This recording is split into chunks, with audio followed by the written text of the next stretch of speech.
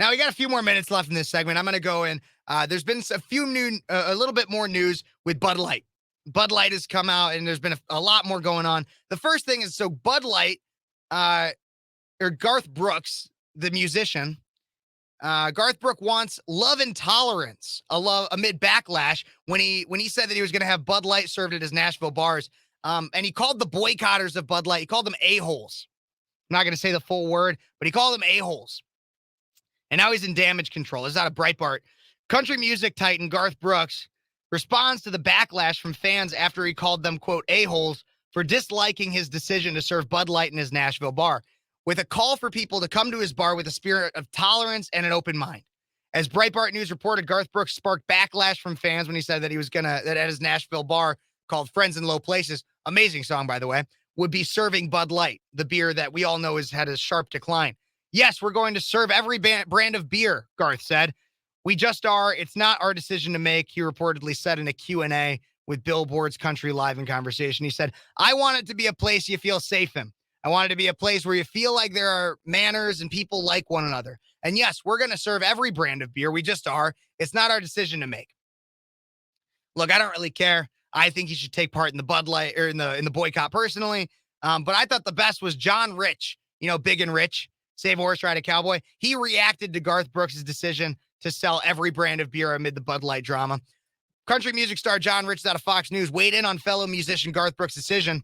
And he said, Garth Brooks has always been a guy that said, everyone come to my show. It's something that we love about Garth. He makes his music for everybody, and that's really what his music is about. You're making your music for everybody, beers for everybody too. If Garth is serving Bud Light in his bar, that's fine.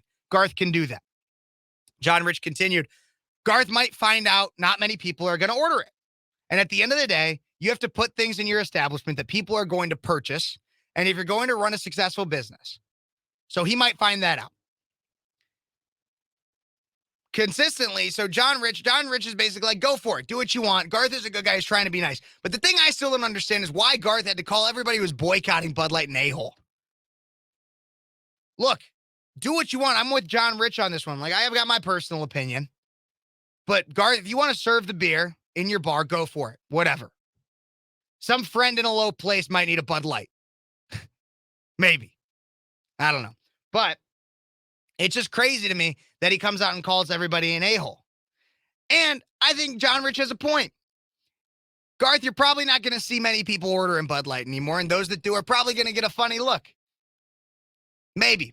Especially when now Bud Light has officially lost its top spot as the best-selling beer. Nielsen IQ data, this is out of Fox Business, provided to Fox Business by Bump Williams Consulting, showed that for the week ending in June 3rd, Bud Light sales were down 24.4% compared to a year ago. Over the last 4 weeks ending June 3rd, the data showed Bud Light sales were down 24.6% relative to the same period last year. Now it's been overtaken. No more the king of beers. Queerweiser, the queen of beers, is now gone. Modelo Especial is past Bud Light as the number one best-selling beer brand, and on a dollar basis for the fourth week, the single-week period ending in June 3rd. Meanwhile, sales of Coors Light increased by 25.8%, and Miller Lite rose by 21.4% over the same period. Now, here's the thing. Modelo is now one of the best-selling beers. That's probably not really that great of a thing because that's also owned by Anheuser-Busch.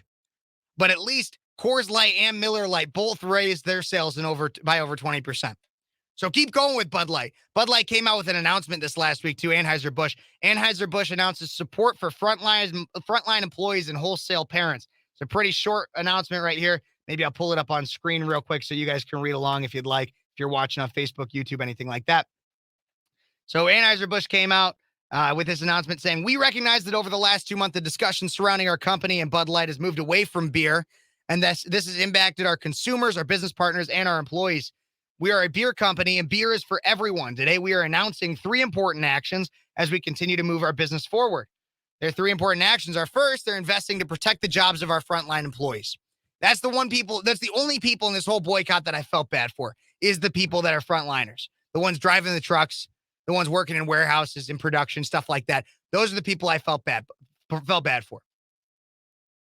It sucks, but we really need to hit the people at the top. That's where it matters. Second, and providing financial assistance to their independent wholesalers to help to support their employees. Good. Help them out too. Third, to all our valued consumers, we hear you. Do you? Do you, Anheuser-Busch? Do you really hear us? They said our summer advertising launches next week. They're referencing how they said, oh, we're going to support first responders and we're going to support the military and veterans to try to cheaply win back and pander to their conservative base. But their summer advertising is launching next week, and you can look forward to Bud Light reinforcing what you've always loved about our brand. And it's easy to drink and easy to enjoy. As we move forward, we will focus on what we do best, brewing great beer and earning our place in moments that matter to you. Here's to future with more cheers. Look, here's the thing. Brendan Whitworth, the CEO of Anheuser-Busch, that put this out, all people wanted, it's too little too late now, but what people wanted originally, all you had to do is come out and apologize. And there were people from the very beginning that said boycott into oblivion. And for a little bit, I was advocating for let's take an apology. But now it's too little too late. We're 3 months after this thing. Maybe 2.5, something like that. And you say in your statement, you say, we hear you. But no apology ever to women. No apology for abandoning your consumer base. Yes, we have moved the conversation away about beer because this isn't about beer. This is about you distorting and perverting your brand to something that no one who supports you would ever want. Idiots. I don't know. That's our Bud Light update. We still got another segment coming up. Stay tuned for more Speechless on Cities 92.9, the news and talk of Bloomington Normal.